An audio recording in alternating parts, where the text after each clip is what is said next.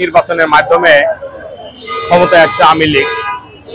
পরবর্তী পর্যায়ে যদি নির্বাচন দিত, তাদের জনপ্রিয়তা হারালে পারে কিছুটা যদি ক্ষমতা যেত, আবার ওরা সব সংসদে হয়ে যেত।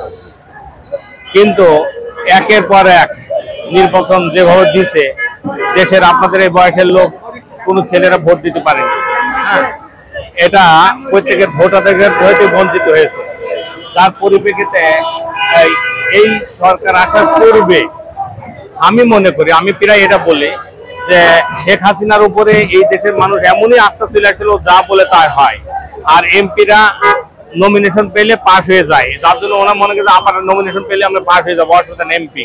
এই একদলীয় শাসন ব্যবস্থা এবং তাদের মনে অন্যরকম আত্ম অহংকার, দাম্ভিকতা চলে আসছিল, যার পূর্বে মূল দোষ হচ্ছে শেখ হাসিনা। শেখ হাসিনা তার আমি নিজেকেও ক্ষতি করছে, দেশটাকেও ক্ষতি করছে, তার দলটাকেও ক্ষতি করছে, বুঝছেন। এটা যদি ও নির্বাচন দিত, তাহলে যদি 50টা সিটও পাইতো, তাহলে দেশটি পালাতে হতো না, পরবর্তী পর্যায়ে সবাই অন্যভাবে আসতো। এটা বিরাট ক্ষতি। যাও, এই দেশের রাজনৈতিকবিদরা ওই 100 টাকা ওকে দিত। রাজনীতিবিদরা যেভাবে কাজ করছে, এটা একেবারে দেশের রাজনীতি ছিল না, ছাত্র রাজনীতি ছিল না, যার পরিপ্রেক্ষিতে দেশকে যারা ভালোবাসবে, দেশের জন্য যারা কাজ করবে, তারা সঠিকভাবে কাজ করতে পারবে। বর্তমান যে ছাত্ররা, এটা একমাত্র ছাত্রদের অবদান। বৈষম্য বিরোধী ছাত্র থেকে এই ধরনের একটা পথ পরিবর্তনের বাংলাদেশ। এক্ষেত্রে অনেকে প্রশ্ন করে যে কিভাবে চলছে। দেখেন, রাজনৈতিক দল গঠন না হলে দেশটা সঠিকভাবে পরিচালিত হয় না।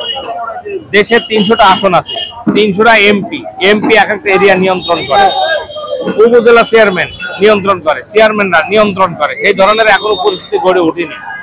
যারা আছে উপদেষ্টা পরিষদ, সব জায়গায় এইভাবে কন্ট্রোল করা সম্ভব না, বুঝছেন। এই পর্যায়ে যেভাবে আছে এইভাবে তো দেশটা চলতে পারে না। তবে নির্বাচনের মাধ্যমে কোনো রাজনৈতিক দল ক্ষমতায় আসলে, তখন দেশটা যদি সুষ্ঠুভাবে পরিচালনা করতে চায়, তাহলে হয়তো দেশটা সুপরিচালিত হবে। এখন কিন্তু বলা যাবে না দেশটা কিভাবে চলবে। তবে একটা পথ ছিল, সে পথটা পরিবর্তন হয়েছে।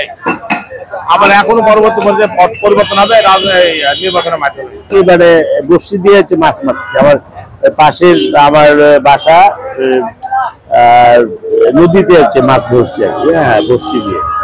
ওটা তারপরে মাছ মেরে আমরা আবার ওটা মানে কুটা কাটা করে আমরা আবার ফেরি দিয়ে যে এটা আমরা ভাবছি আর কি, হ্যাঁ, ভেজে খাইছি তো ভাই বোন মিলে। এটা একটা আমার বেশ ভালো লাগে, হ্যাঁ।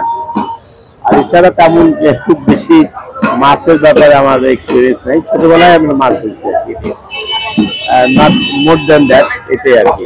আসলে এখন তো সবচেয়ে, তখন তো আমরা নদীর মাছ খেতাম, নদীর বিলের।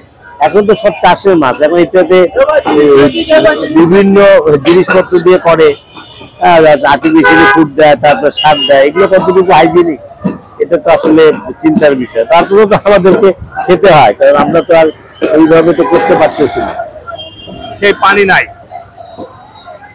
খাল বিল সব ভরাট হয়ে গেছে, ওটা নাই।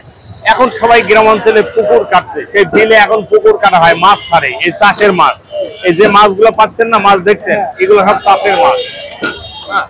যে মাছের আবাদ করে দেওয়া হয়, এটা মাছ ধরে আমরা যখন গ্রামের দিকে তাকালাম, দেখতে বহু লোক চলে আসছে। তখন দেখলাম তো এটা একটা খাল ছিল, খাল তো সবাই মাছ ধরে। আমরা দেখলাম যে এই মুহূর্তে আমাদের এখানে থাকা ঠিক হবে না। আমরা মাছ নিয়ে তখন বাসার দিকে চলে আসলাম।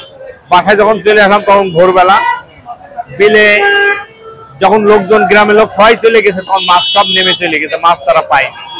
এই মাছের যে স্মৃতি আজ পর্যন্ত মনে পড়ে আমার।